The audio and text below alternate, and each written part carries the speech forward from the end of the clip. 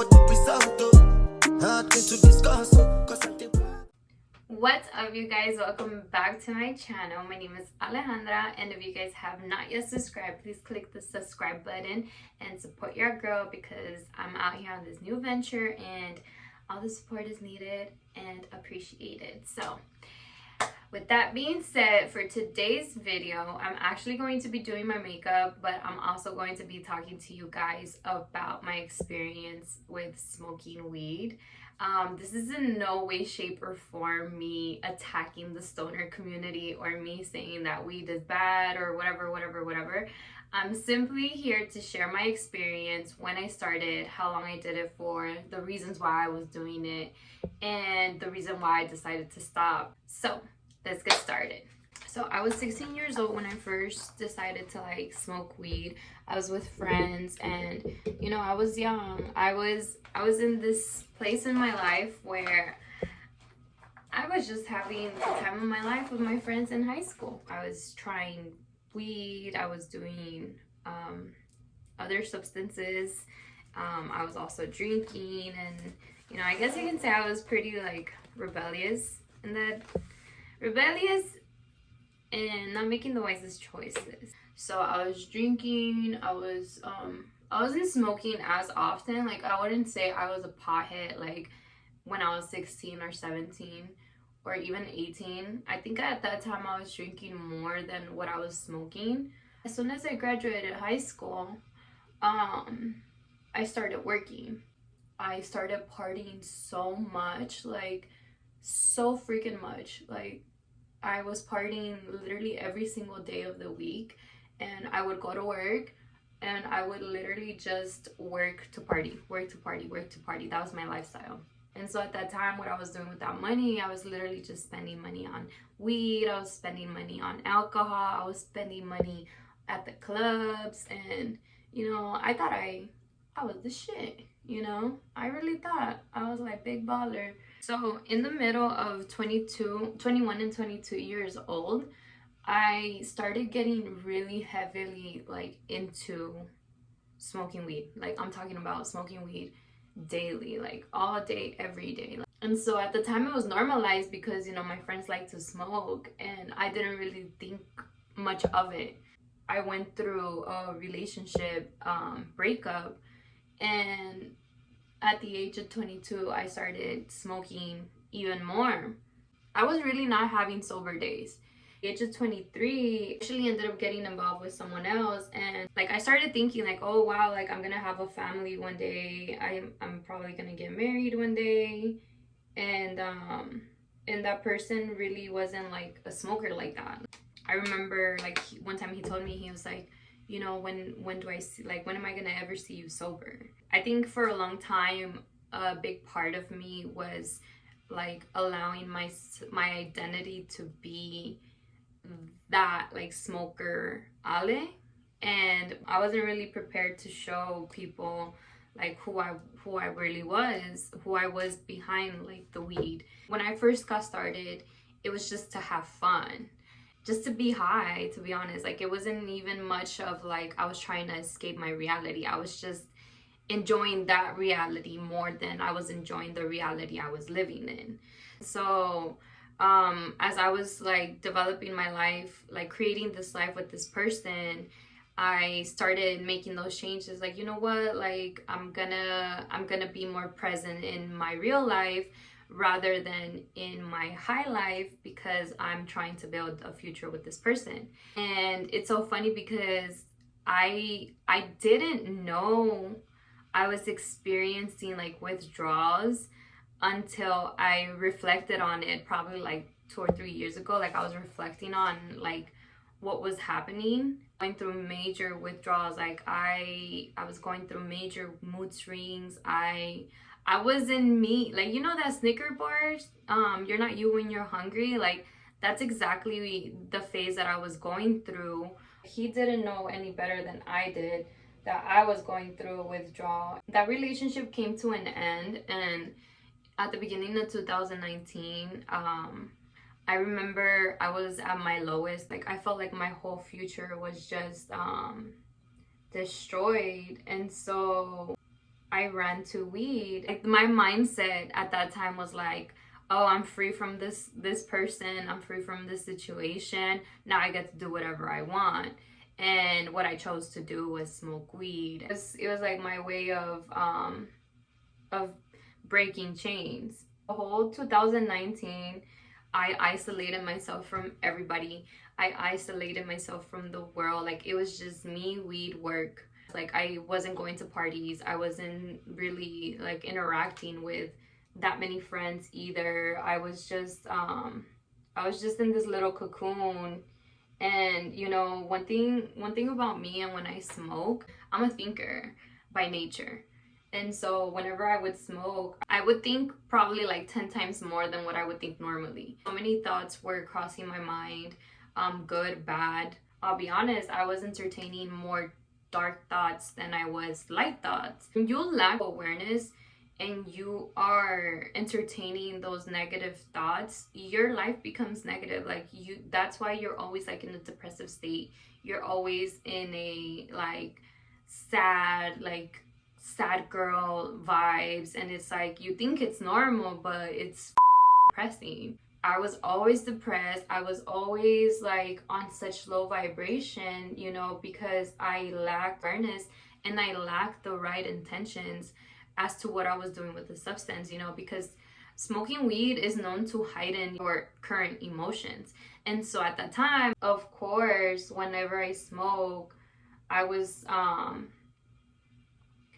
gonna be experiencing like, you know, sad thoughts. I was gonna be experiencing, you know, worst case scenarios. Those were the thoughts that were crossing my mind at that time. And I think the worst part about it was the fact that I was choosing to entertain them. The more I kept entertaining them, the more I was sucked into that like depressive bubble. And I ended up losing so much weight. It looked like death had overcome me, to be honest. You're probably like, how is that possible? Like, weed makes you hungry. And it's like, yeah, no, I chose to starve. And I'm being as real as I can because, you know, that's what this channel is about. Like, I'm gonna keep it 1000% real. I just wanted to feel numb.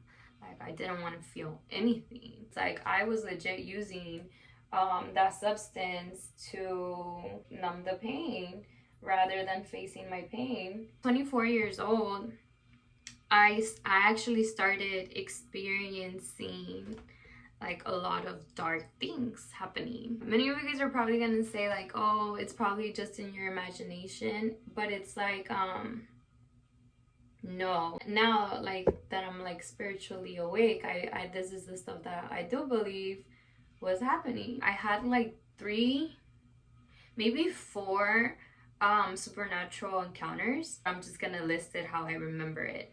So the first time, I was actually driving with my friend on a rainy day to Beverly Hills, and I'm the type of person I like to visualize my future, so I really like driving through neighborhoods and stuff like that. So anyway, and I kid you guys not, it's pouring rain. It was pouring so hard to the point that a tree could have broken like a branch or something. Cruising through that neighborhood, I hit something, and I remember like driving a little bit and just like freezing, and I hit something to the point that it could have possibly been an animal. So I was like, so I stood there and I was like, and I looked at my friend and I was like, oh my goodness, like I think I just hit an animal.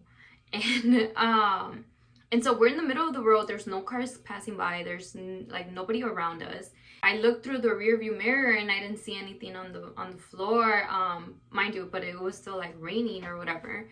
And so I didn't really see anything. I was just like, oh my gosh, like, okay, I didn't hit anything.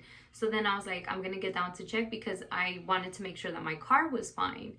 And so as soon as I stepped out, I'm like looking under the car, nothing's there, and I'm like standing in the middle of the road when I realized that it's not raining in that little portion that we were at, like that little area, like it wasn't raining. And I was just like, this is weird. Let me get in the car and start driving because this is really weird. And so I started driving, and literally I want to say probably like like less than a mile down the road. It's raining again, like pouring really hard. And I looked at my friend and I was like, did you just see that too? And she was just like, yeah, like, you know, I see that too. And so we didn't think much of it. We were like, okay, whatever, like we're not gonna talk about this to anyone ever in our lives again. So the second time that we experienced something, we were driving down Long Beach. And if you're familiarized with Long Beach, you know that there's certain industrial areas in Long Beach. So it's literally just buildings, factories, and just like lonely streets like that. So we come across this stop sign, and we come to like a complete stop, like, you know, I'm a good citizen. And then we look to the right and we see this creature like thing. I want to say like Slenderman / Grudge vibes. And it just starts like walking in front of my car. And it was like dragging its body almost. And I remember I got so many chills down my body. Like I've never felt like that cold before, honestly. Like I remember just getting like these creepy chills and thinking to myself like, what the heck is that? Like, what? We couldn't see its face. To this day, like I can't tell you what it was. Like it was just this like Slender Man grudge type looking thing in the streets of Long Beach. As soon as it finished passing, my friend was like, drive. So we started driving, and we see people on the street like just walking casually, like what the heck was happening? That's all that was running through my head, like what the heck is happening? The same day we ended up going to Jack in the Box, and I really needed to pee. Like I have like a bladder that if I need to pee, I need to pee. Like don't play with me. I'm gonna run straight to the restroom. So we went to Jack in the Box and I ran straight to the restroom, and I tried opening the first door that I saw, so it was like on the left side. And so I tried opening it, but it was locked. And I was like, oh my gosh, okay. So then I went to the next one. And so I'm in the restroom, minding my own business, you know, I'm staring. I looked inside the mirror and I saw that my eyes were like so red. Like it felt like I was looking into like the devil's eyes. Those were the thoughts that were running through my mind at that time. Like I was like, oh my gosh, like I'm looking at the devil's eyes right now. And then like I remember just telling myself in the mirror, like, you know, like you don't got a hold of me. I started saying that, like, you don't have a hold of me, you don't have a hold of me. Mind you, like I'm in the restroom the whole time, so I could hear like what's happening outside. And it sounded like there was a person still in the restroom, like nobody had came out yet. I'm sitting down at the table, our friend is getting our food, and so she comes and we're like getting ready to eat. And so this girl comes in super fast, probably as fast as I did, you know, ready to pee. And she's able to go into the first door that I tried opening but couldn't open. And I told my friend, I was like, oh my goodness, like I tried opening that door, but like it was locked and I didn't hear anybody come in. And she was like, really? I was like, yeah, like nobody came out. And I was like, that's so strange. So then we're eating our food, right? And there's like a brief pause, and then there's a loud like scream, like some horror movie scream that came out of that restroom. It scared me so much that I got up from my seat and I went to go sit down next to my friend because my back was towards the restrooms. And I sat down next to her and I was like, did you hear that? And she was like, yeah. And then I was like, oh my goodness, like what the hell is happening? Like what is happening? And she didn't come out. I looked around in the restaurant because we weren't the only ones there to see if anybody else heard the scream too, but nobody else in the room like heard the scream. And so I was like, wow, like what the hell? Like the things that were happening to us were strange. So then fast forward, I actually ended up meeting a woman that introduced me to the company that I'm currently in. And she's very close to God. So she's a believer, and she was like, Ale, like, you know, be careful with smoking weed and blah blah blah. And so I joined her on this road to like getting to know God. I was like, okay, like, you know, give it a try. And when you're walking this life with God, it requires you to kill the old you so that you can welcome the new you. And so a big part of who I was and who I kind of like relied my identity on was on smoking weed, on being pothead Ale. I was already starting to think like, oh my gosh, like, you know, so, I'm gonna stop smoking weed soon. And so one time, and I think this was one of the last times that I actually hung out with like that person before we went into our own direction. So we were smoking, and I remember as I was driving, she was passing me the blunt. I looked to see her, and I remember the window reflection behind her, I saw like this demon looking thing. And I remember like I jumped. She was like, what? And I was like, oh my gosh. I was like, I need to play worship music. I didn't even know the power of worship music then. But immediately I was like, I need to play worship music, because what I just seen, I know is not of God. Like, I know is not of light. Like, it was pure darkness. Like, I still continued smoking because I didn't think that that was like the reason. I just thought we were being haunted. After seeing that like entity, I was just like, wow, like, okay, like, you know, there is more than the eye meets. The way that I started seeing it was like, weed is like a portal opening. Like, you open that portal, and if you're not spiritually guarded, if you're not spiritually protected, if you're not spiritually the right intentions aligned with God, then you leave room to be attacked by those entities that roam around us in the world. A few weeks later, I ended up going to this view in Palos Verdes. I was still feeling so depressed, like so depressed. I remember thinking to myself like, oh my gosh, like I don't want to live a life like this anymore. I don't want to be that depressive girl who's always sad for no reason and whatever. And I was just reflecting on how long like I had been in that state of like just smoking weed and not being around people and not being social. And as I've grown out of that phase, it's like there's nothing better than being a people's person. There's nothing better than, you know, knowing that you are serving people and that you're filling people's cup and that people are blessed to have you. I remember just saying, Lord, like, actually I didn't even say Lord. I was just like, God, I was like, I don't know if you're real. I don't know if you exist.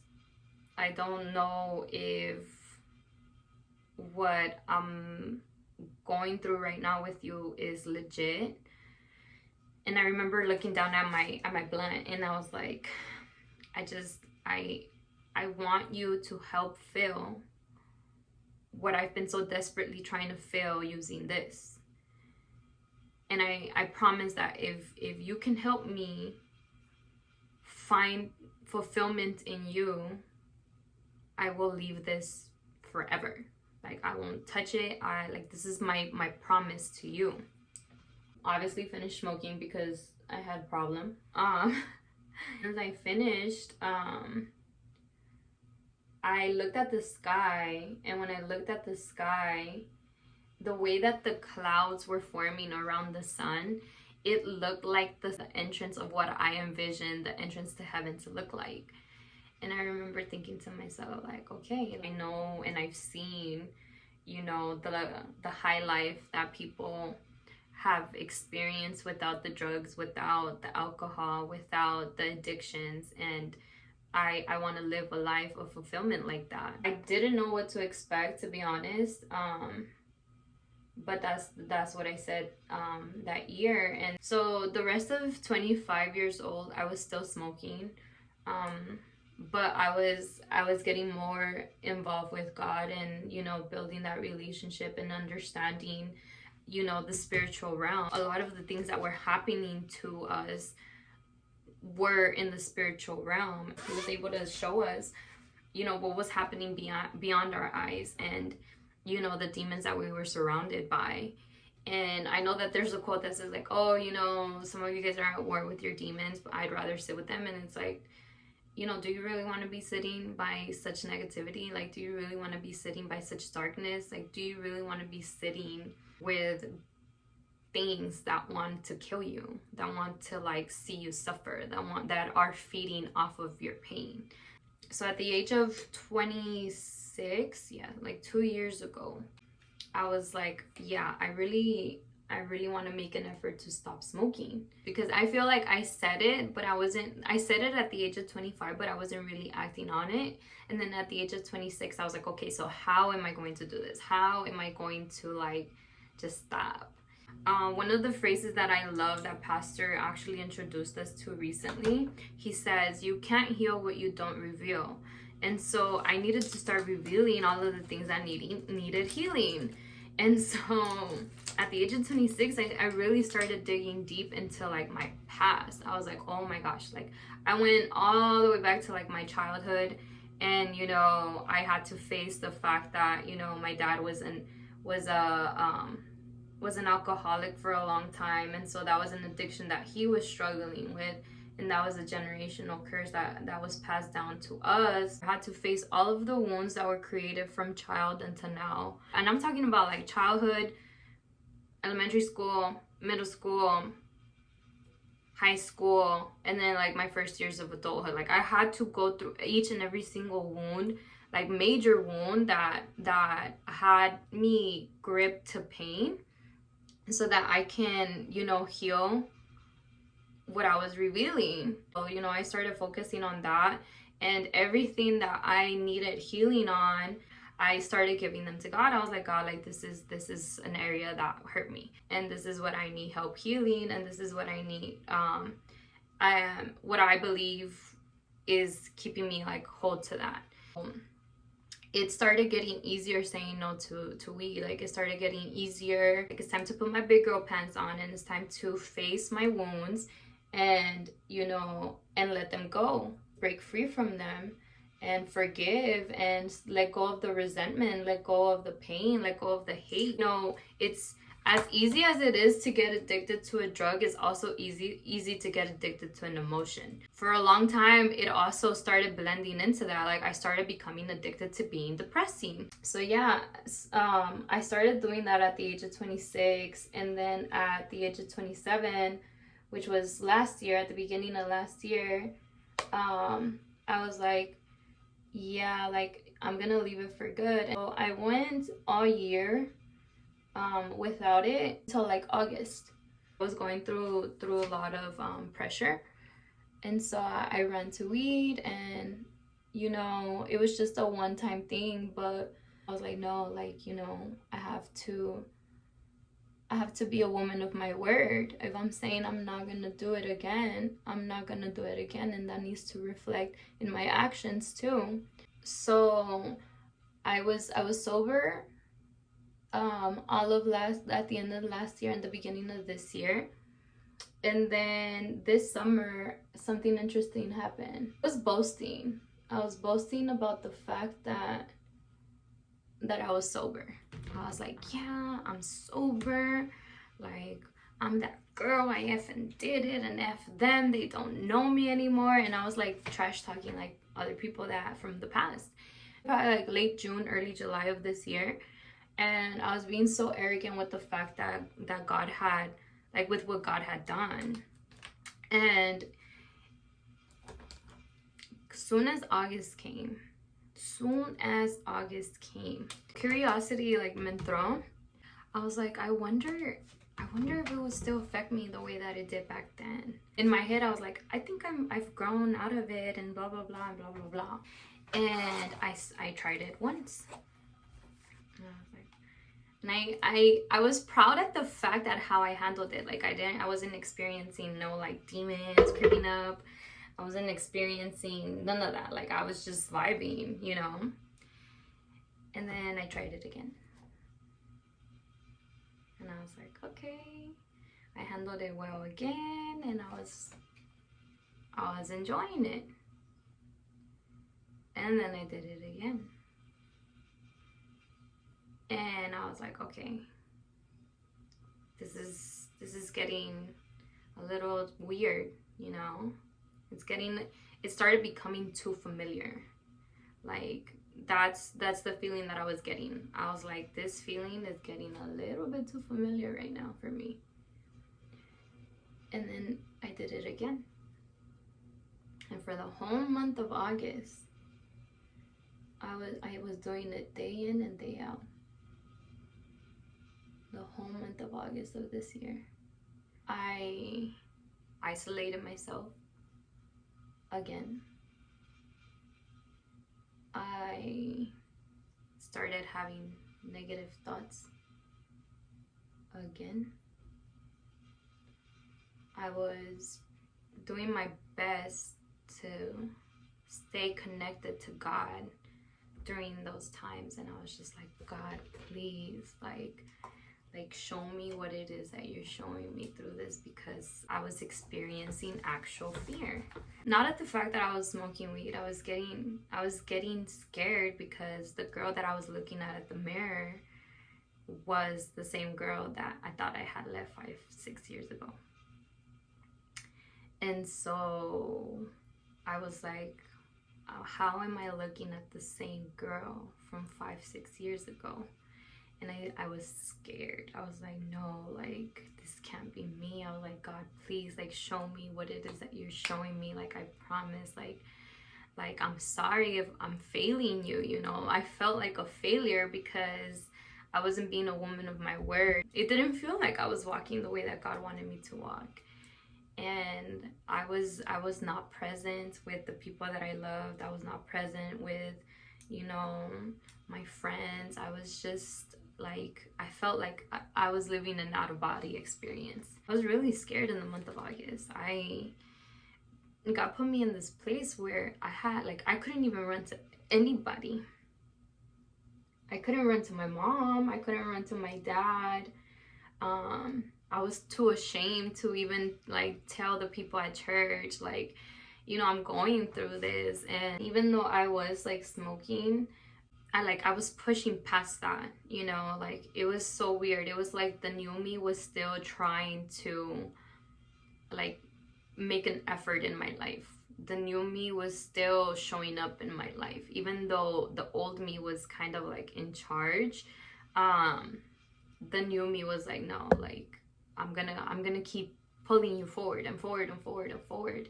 Part of me enjoyed it, like enjoyed tapping into that old lifestyle, and then the other part of me was like, you know better. Why aren't you doing better?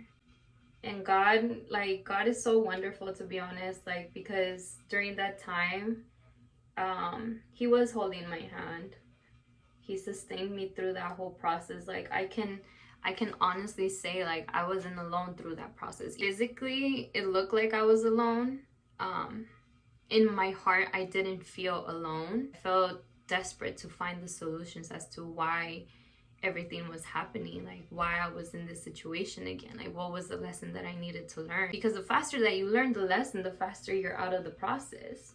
I went to my view and I was like, I spoke with God, and I was like, God, I was like, this is where I found you a few years ago. I was like, this is where I made you the promise. And then I was like, I'm sorry, like, I failed you. Nobody talks about that, the shame and the guilt that comes after, like, failing yourself. Because, you know, that's ultimately what happened. Like, I ended up failing myself. I didn't keep true to my word. And, you know, it's almost like I had to start again at zero. I was like, this time I'm not making you a promise that I'm gonna stop. I was like, this time I'm making you a promise that I'm gonna choose you before I choose it. That's my word, you know, that I'm gonna choose God before anything. I told him, you know, I choose to trust you. I choose to truly trust you, because I feel like for some time, it's always been a battle between me and trusting God. Like, I've had like major trust issues. Just trusting in something that you don't see, you know? Did you not, like, the next day, as soon as like that whole process was over with God, I woke up without craving it again.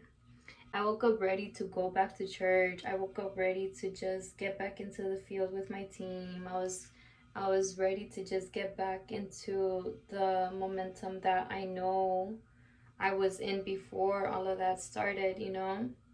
So basically, the week after I did that whole thing with God and was like, yo, like, I'm here again. I need you to help me again. Um, the whole week after, I spent that whole week kind of like reflecting and getting past the PTSD, because it almost felt like I did go through some sort of trauma caused by myself, and I had to cope with the shame and the guilt, and that all settled when I was able to understand why everything happened and why everything needed to happen the way that it happened. And literally after, I was just ready to get back in the game. I was ready to just breathe. Like, I felt like I can breathe again. And yeah, so that was my experience. Majority of the reason why I decided to stop is because I already get spiritual attacks sober. I don't want to open or make way for more spiritual attacks, if that makes sense. Like, I don't want to go looking for them. Like, if they come, that's one thing, but I feel and I believe that when I smoke, like, it does open some sort of like gateway for those entities, and I don't have time. Not where I'm going, not where I'm like standing at. Like, I just don't have the time to be dealing with that. And to be quite honest with you, like, all of my goals and all of my dreams and everything that God wants me to do, like, requires my full and present attention. And it just doesn't leave room for that. So that is my story. I hope you guys enjoyed it. And I know, I'm sorry if I rambled too much or if it didn't make sense.